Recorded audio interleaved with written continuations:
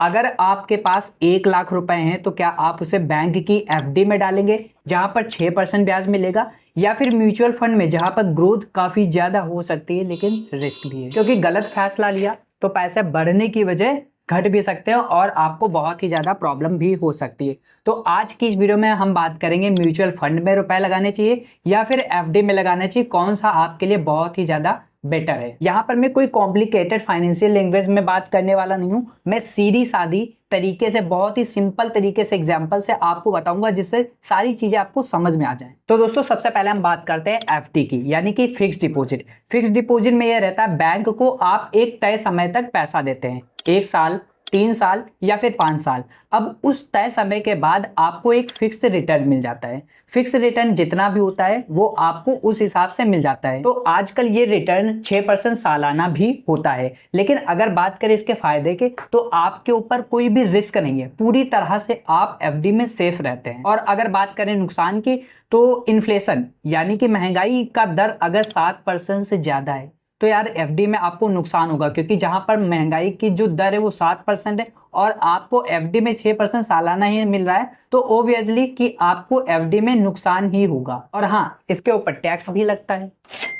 अब बात करते हैं म्यूचुअल फंड की। देखिए, म्यूचुअल फंड में जो आपका पैसा लगाया जाता है वो स्टॉक्स मार्केट, बॉन्ड्स या फिर जो गवर्नमेंट की सिक्योरिटीज होती है उसमें लगाया जाता है। म्यूचुअल फंड में काफी अच्छा खासा अभी तक रिजल्ट देखने को मिला है, रिटर्न काफी अच्छा खासा देखने को मिला है। बहुत से म्यूचुअल फंड ने 18 से 20%, 15 से 18% तक भी रिटर्न दिया है। पर ध्यान दें, गारंटी कोई नहीं है, इसकी मार्केट ऊपर नीचे होती रहती, तो आपको नुकसान भी हो सकता है। अगर आप शॉर्ट टर्म के लिए म्यूचुअल फंड में रुपए लगाते हो तो आपके लिए बहुत ही ज्यादा रिस्की रहता है। अगर शॉर्ट टर्म के लिए आपको रुपए लगाना है तो म्यूचुअल फंड में ना लगाकर आपको एफडी में रुपए लगाना चाहिए। लेकिन अगर आपका गोल 5 से 10 साल का है तो आप म्यूचुअल फंड में आराम से रुपए लगा सकते हो, क्योंकि वहां पर अच्छा खासा आपको रिटर्न देखने को मिल जाएगा। अब असली सवाल उठता है कि हमें एक्चुअल में पैसा कहां लगाना चाहिए। देखिए, अगर आप कंजर्वेटिव हैं, रिस्क नहीं लेना चाहते हो, शॉर्ट टर्म सेविंग है, तो भाई आपके लिए एफडी ही सही है। आपको एफडी में रुपए लगाना चाहिए, वहीं से अच्छा खासा आपको रिटर्न मिल जाएगा, रिस्क तो रहेगा ही नहीं,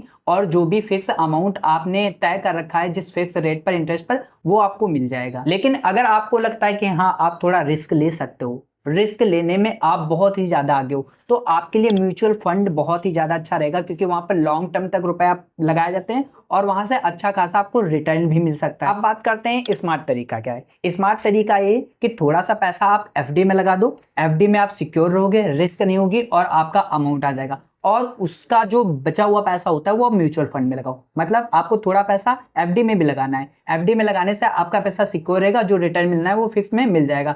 म्यूचुअल फंड में भी लगा सकते हो, म्यूचुअल फंड में अगर कभी नुकसान हो गया तो आपका एफडी में तो पैसा पड़ा था, वहां से आपको सिक्योरिटी मिल जाएगी, एक तरह से जो आपका बजट है वो बना रहेगा। तो आप स्मार्ट तरीके से काम करिए, म्यूचुअल फंड में भी लगाइए, एफडी में लगाइए। तो वीडियो की कमेंट बॉक्स में बताना है कि आपको म्यूचुअल फंड सबसे ज्यादा अच्छा लगा है या फिर एफडी लगा। अब इन दोनों में से जिस पर भी आप पैसा इन्वेस्ट करना चाह रहे हो, अगर आपको कोई भी डिटेल चाहिए तो कमेंट में बोल देना कि सर म्यूचुअल फंड के बारे में ज्यादा डिटेल दे दीजिए या फिर एफडी के बारे में ज्यादा डिटेल दे दीजिए। मैं प्रॉपर एक डेडिकेटेड वीडियो बना दूंगा, क्योंकि यहाँ पर मेरा काम पूरी तरह से आपको गाइड करना है, बाकी सारी चीजें आप अपने विवेक से करोगे, क्योंकि पैसा आपको लगाना है। मेरे कहने से आप पैसा कहीं पर भी मत लगाना, आप सोचना कि आपके लिए क्या बेटर है, वहीं पर भी आप इन्वेस्ट कर सकते हो। बाकी अगर आपको कोई भी जानकारी चाहिए आप कमेंट में पूछ सकते हो। वीडियो यूजफुल लगी तो वीडियो को लाइक कर लेना, चैनल को सब्सक्राइब करके बेल आइकन को ऑन कर लेना। मिलते हैं नए वीडियोस के साथ में, तब तक के लिए जय हिंद, जय श्री श्याम।